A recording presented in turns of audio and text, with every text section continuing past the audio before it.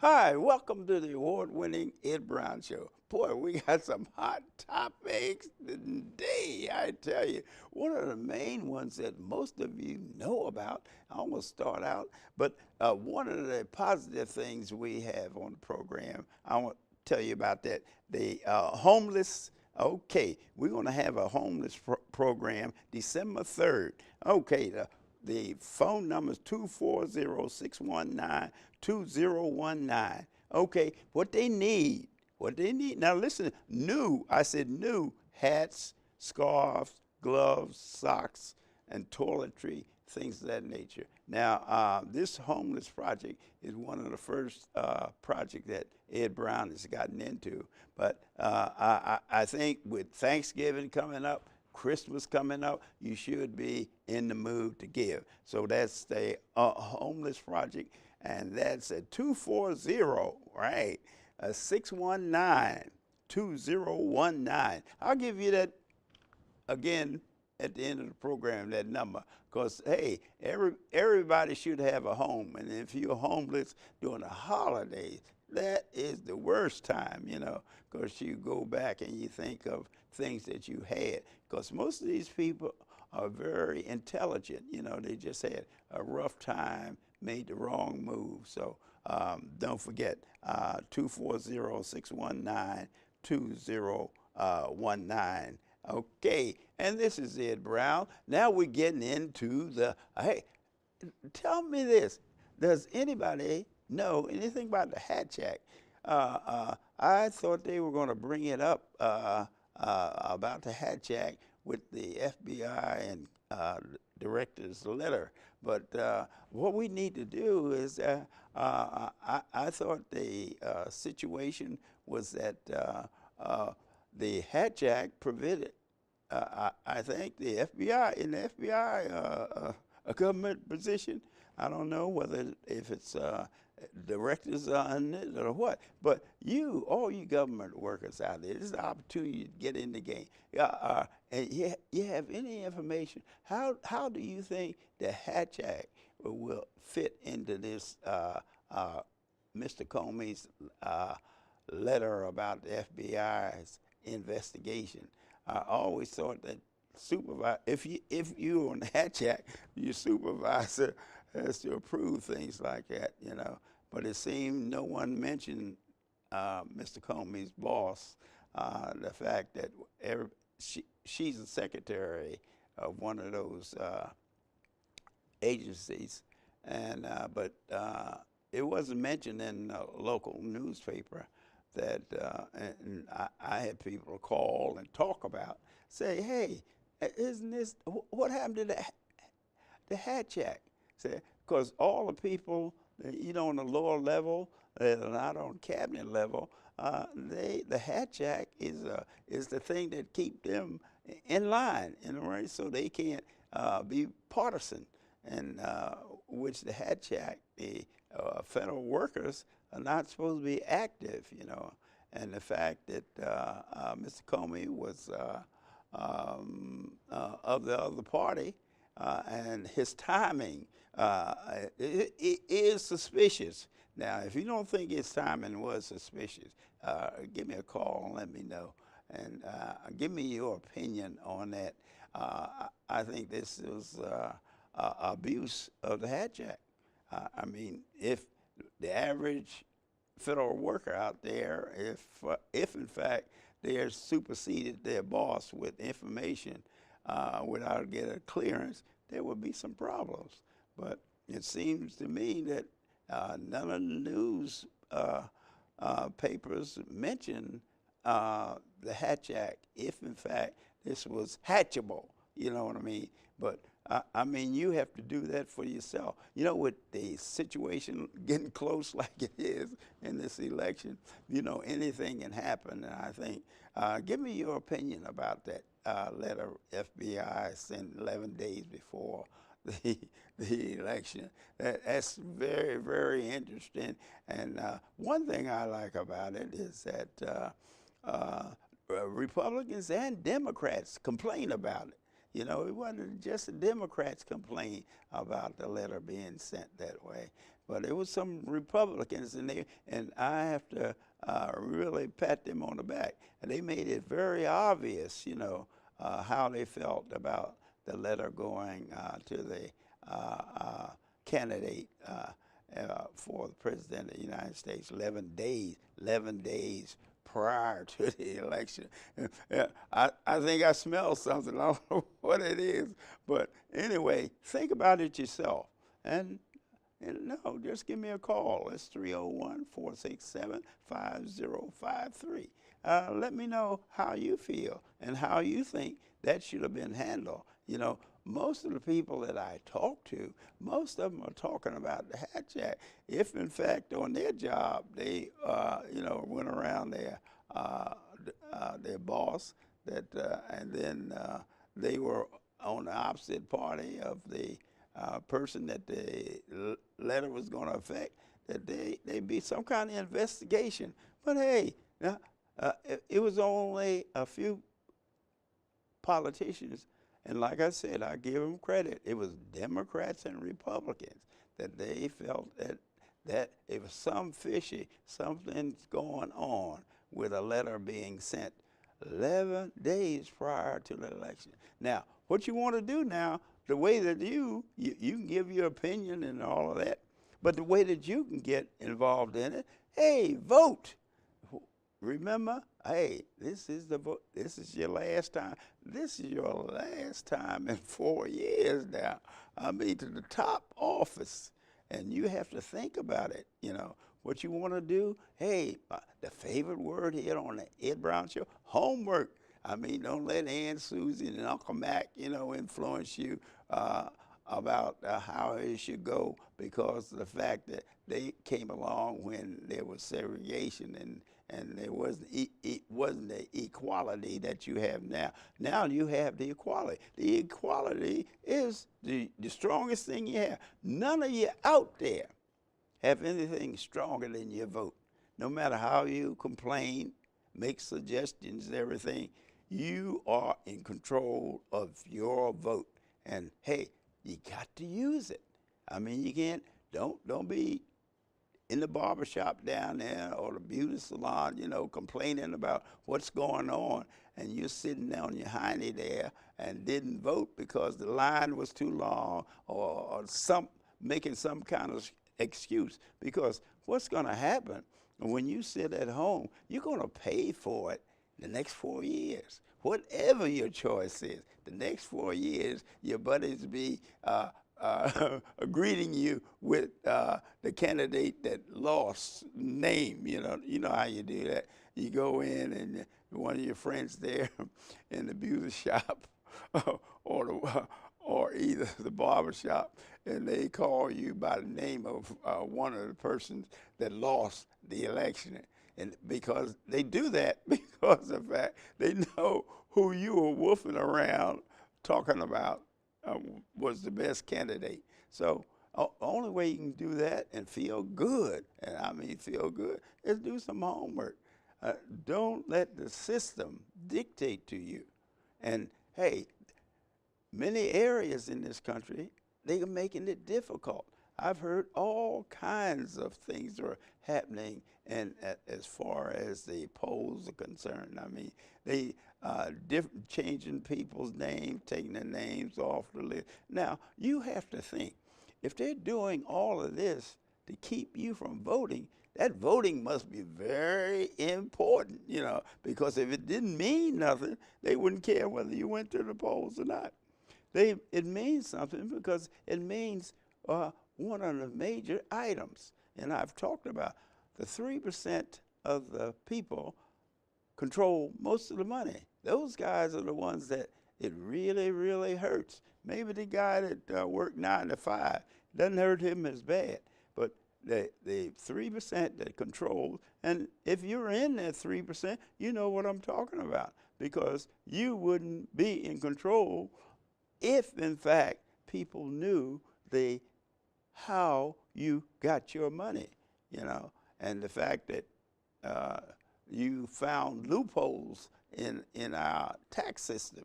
You spend a lot of money, but 20 years, you know what I mean, that you don't pay taxes. Just imagine not paying taxes. That means, oh, what's going to happen? What about them roads out there? What about them potholes that you complain about?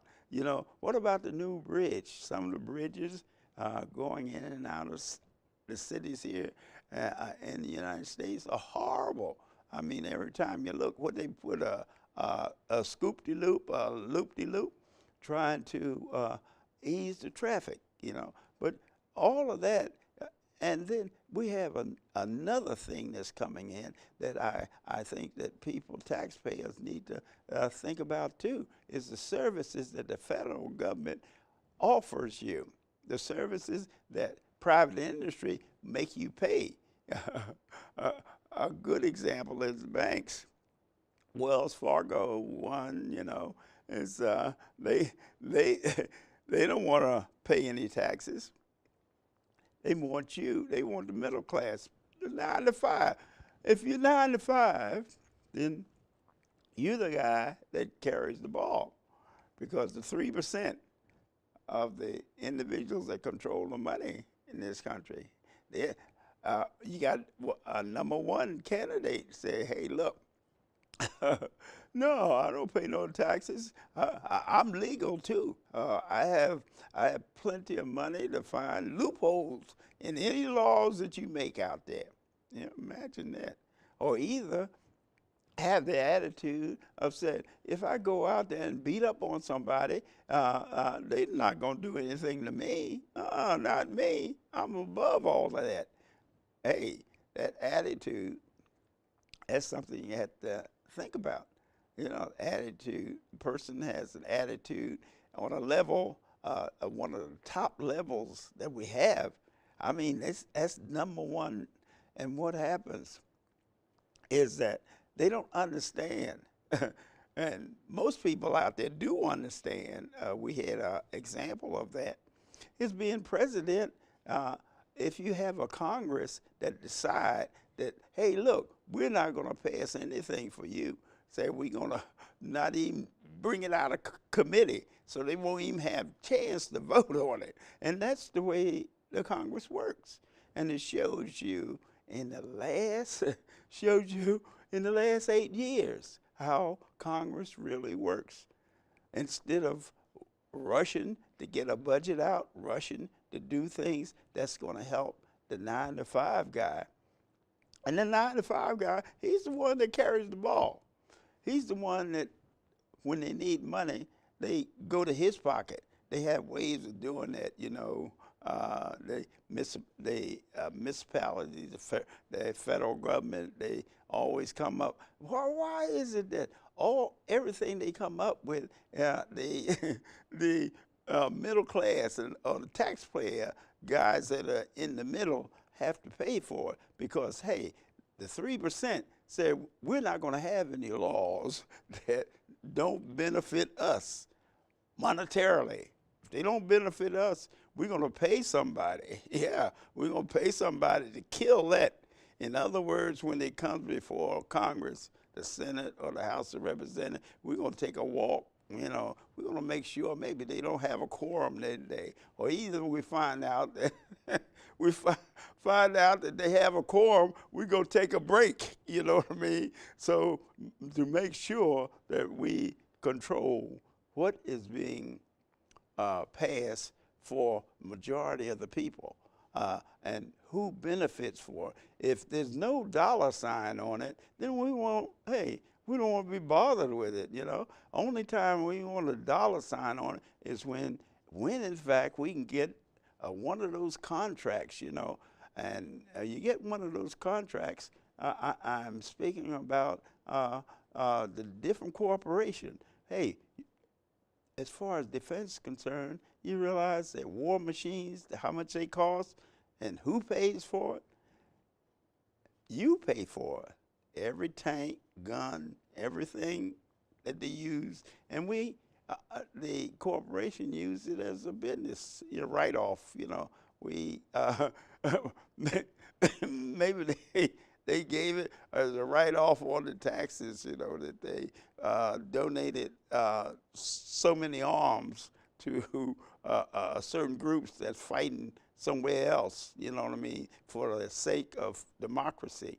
Yeah, the Russians, they laugh at that, you know, and they laugh at, just imagine how the Russians are laughing all over the world, not just the Russians, the Europeans, the Chinese, all of them say, here's America. They think that they are tops and everything, that everybody should bow down to. We're not going to do that, you know.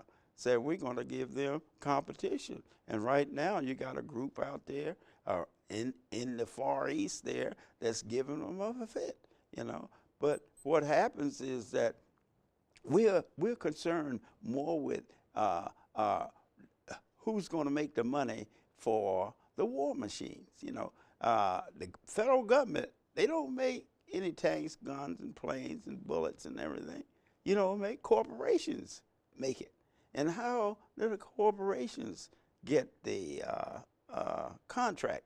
Well, they take turns, sort of. You know, but what happens is that we go back and we check your record and see how much money you gave to certain campaigns and certain people, and we investigate those people, and we find out that they make tanks and guns, and it's a coincidence that you're one of the top manufacturers of war materials, and you gave a big donation to the Army or Navy or Marines, you know, appropriated money from your company, because when you give, that's basically, that's investment. If you give to certain people in an election, those people, when that appropriation comes for that Defense Department, excuse me, what happens? That appropriation, we look, first place we look is how much money gave to the political campaign and who did you give it to? Yeah, and then we find out and say, well, what we have to do is say, these materials cost a lot of money. So what we do, we have what they call a yard sale, a world yard sale.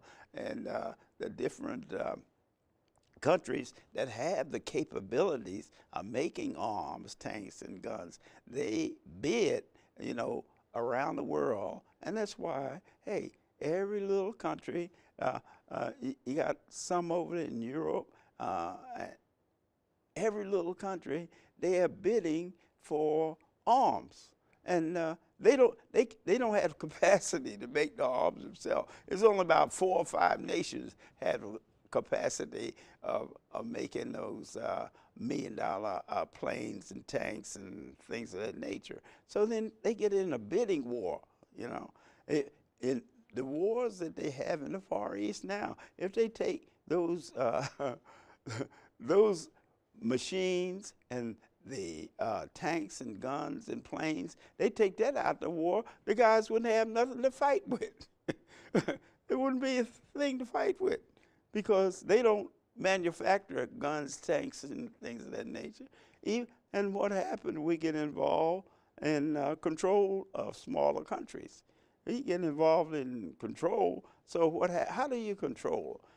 Best thing is economics, that's right. The Japanese down in the near the Philippines, they decided to say, hey, well, the United States have used us since World War II. So we tired of them, we're gonna kick them out. So hey, Congress don't understand. These guys we've been using you for a long time. The Philippines, we gotta have places for bases. And every base that we have around the world costs money. Every base. Just do a little research. I'm back to that homework again. And find out the cost of a base in foreign country and who's paying for it. And you know what they usually say, that's for your security. We're trying to protect you from somebody else.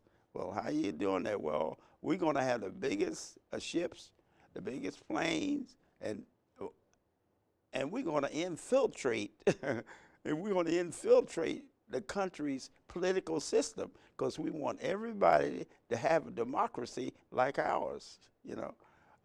And they said, like yours. And then they said, let me look at this election that they have here, the quality of individuals that actually, and that's supposed to be the #1 democracy, the #1 democracy in the world. That's what they say. And so we want to be part of that. But why is it that all these years, the Philippines, they decide to say, hey, we don't want any more of that. We want to at control by putting an air base or army base there, and and telling us if your neighbors threaten you, say we have the arms that you can buy. Say we have the arms that you can buy, and the corporations say, hey, that's a good deal. War is very, very profitable, because you got to have tanks, you got to have guns, you have to have planes. Yeah, and then the last part of it is that which we try to steer away from, is that you got to have bodies. That you've heard that term, boots on the ground. Yeah, you can have all the planes and tanks you want. Eventually, if you don't put boots on the ground, then you can't control that nation. And we have that going right now. Is that in the Far East there? Boots not on the ground, and we've been fighting over there for years, not months, but for years. So think about it. This is very important, this poll. So don't take it lightly, because, hey, you're going to pay for it, and I'm going to pay for it. Because, hey, the corporation, they're 3%. They're not going to pay for it because they're not going to do anything that's going to stop that money flow. You know what I mean? If we have to, influence, well, they say, well, Russia's influencing the election. Oh, we don't do that, huh? Sure we do. We have a spy system also. And some people, they don't believe that, not the United States, not United States of America. They don't have a spy system. They don't have anything. We wouldn't do anything like spy on our friends. No, nothing like that. And if we have to, it's for your benefit. We're protecting you. We making sure that you're safe, so we build another battleship or another supersonic plane. And hey, those are the things you have to think about. So when you go to the polls, remember, you will pay for it right away, because all we have to do in our government is raise your taxes on metro, or and the roads have to be done again. Who's going to pay for that? Say, the corporations say, we make money with roads. Say, we can't pay for it. Okay, so we'll go up on the structure of the roads for the people. Everybody need a road, right? It's all of you out there, you holler about the backup and the potholes. This has been Ed Brown, but don't forget, remember the homeless coming up December 3rd. You can call 240-619-2019. And there, remember, don't bring those old junky stuff that you had, them hats and stuff.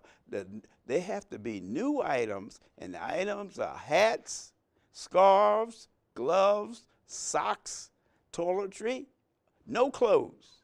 Don't bring them old clothes that you've had in the closet for 10 years that you can't wear now, or either they're out of style. This has been Ed Brown. See you next time.